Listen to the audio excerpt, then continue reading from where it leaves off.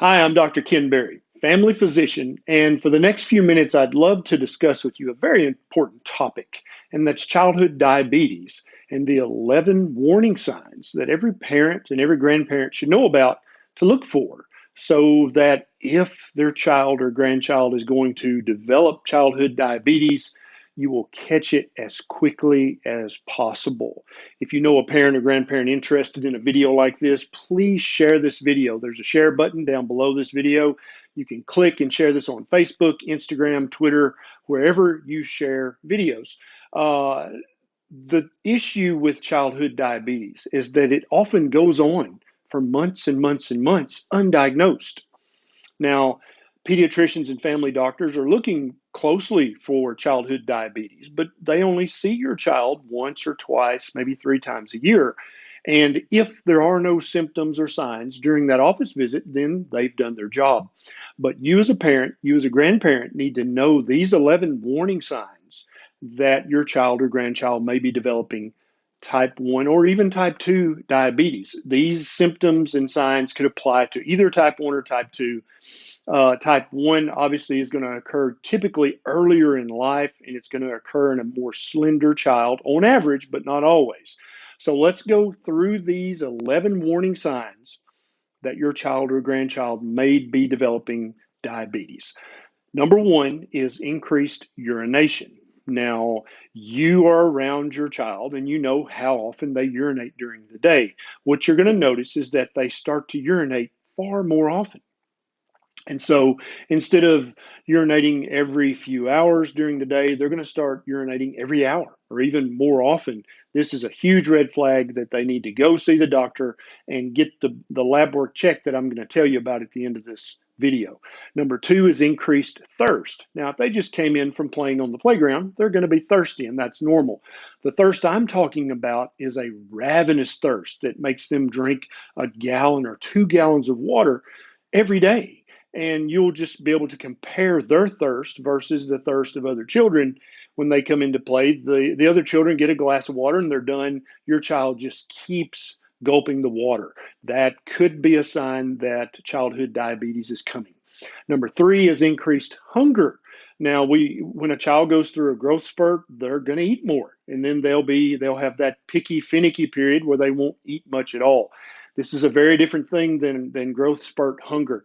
This is a ravenous, almost unquenchable hunger that you'll notice they're eating you out of house and home, and they're also not gaining weight from all this extra food. They're not getting taller, they're not getting heavier, they're just eating all this food, and it just seems like it's disappearing and not leading to a bigger child.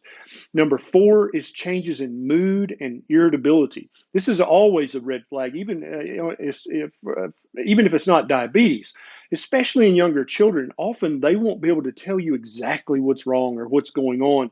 You'll just notice that their mood gets bad. They're irritable, they're sad, they cry much easier than they normally do. That could be a red flag that childhood diabetes is coming. Next is blurred vision. Now, if a child's older, they can tell you, Mommy, when I look at this, it's blurry. I can't see the letters or the words, or I can't see your face. You look blurry. But a young child might express this as, I have a headache. My head hurts, because they haven't developed the verbal skills to say, your face appears to be blurry when I look at it, and it didn't used to be that way. So anything that tips you off that your child's vision may be much blurrier than it was a few weeks or a few months ago could be a red flag for childhood diabetes.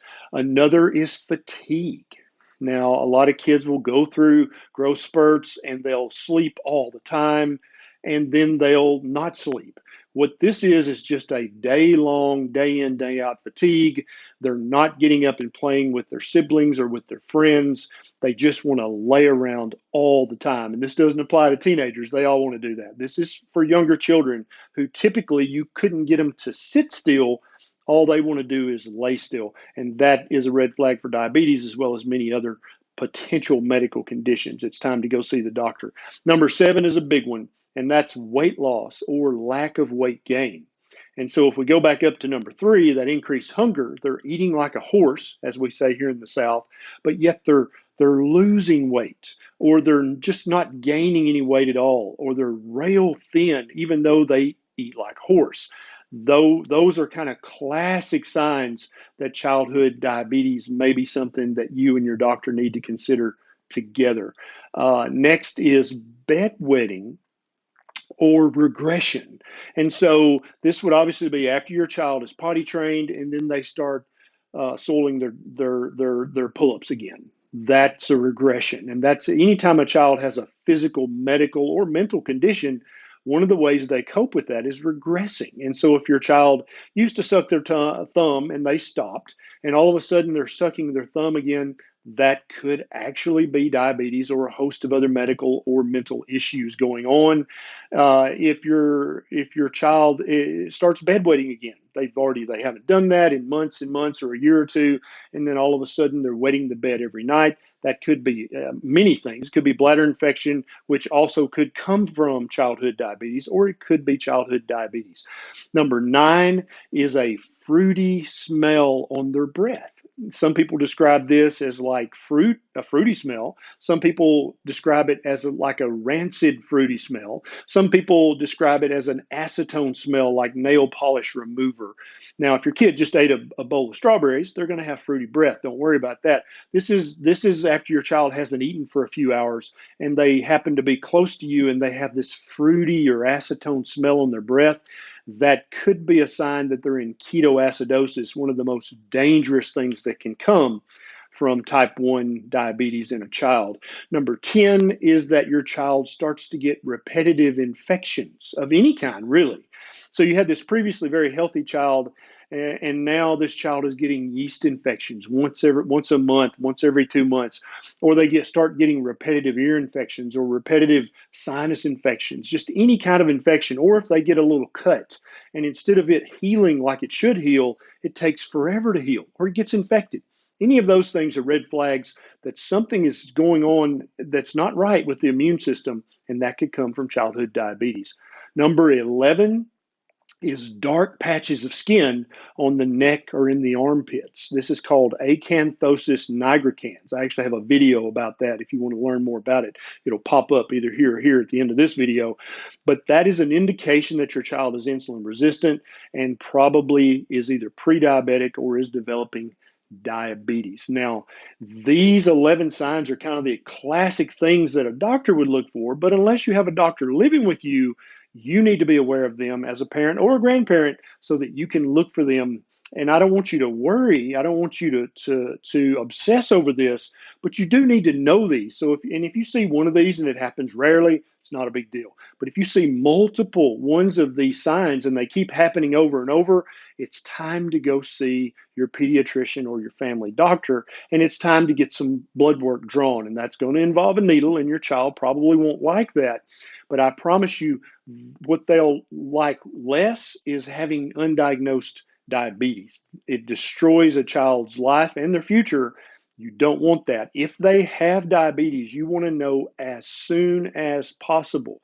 And so the lab tests that your doctor hopefully will check and definitely should check are a urinalysis to look for any signs of infection or sugar coming out in the urine, a complete blood count to help look for any signs of infection or bone marrow disorders, a complete metabolic panel looking at the kidney function, the liver function, and lots of other things as well, a hemoglobin A1C to see if their blood sugar is being elevated at all on a daily basis. Obviously, a fasting blood sugar will be part of the CMP. They also need to have a C peptide checked, and this definitely goes for overweight children who you suspect are developing type 2 diabetes, because long before the A1C or the blood sugar will start to elevate, the C peptide will start to go up because their pancreas is having to work double time and triple time to put out more and more insulin to cope with the sugar, the glucose that they're having trouble coping with. That's just a limited amount of labs. They might need more check than that, but they definitely need at least that much